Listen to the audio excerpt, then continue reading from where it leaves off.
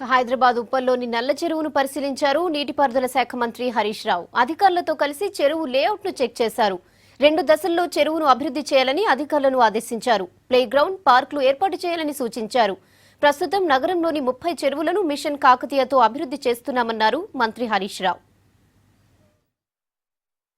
కబ్జాలకు గురై ఈ వాటర్ అంతా కూడా మూసీలోకి వెళ్ళిపోవడము, లోతట్టు ప్రాంతాలు మునిగిపోవడము, భూగర్భ జలాలు బాగా అడుగంటిపోయి 1000 ఫీట్లు వేస్తే కూడా హైదరాబాద్లో నీళ్లు పడినటువంటి పరిస్థితి. సో గత ప్రభుత్వాల హయాంలో ఈ చెరువులు మరి నిర్లక్ష్యానికి గురి కావడం వల్ల హైదరాబాద్లో ఒకప్పుడు సిటీ ఆఫ్ లేక్స్గా ఉండేటువంటి హైదరాబాద్ నగరం అసలు ఈరోజు చెరువులే లేవు. ఉన్న చెరువులన్నీ కూడా మురికి కాలువలకు, మురికి నీటికి, దోమలకు నిలయాలుగా మారిపోయినాయి. గుర్రపు డెక్కాకుతో నిండిపోయినటువంటి పరిస్థితి ఉంది.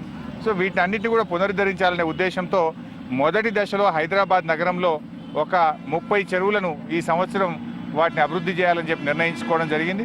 ముఖ్యంగా నల్ల చెరువు ఇది చాలా పెద్ద చెరువు, మరి వరంగల్ రహదారిపైన ఉన్నటువంటి చెరువు.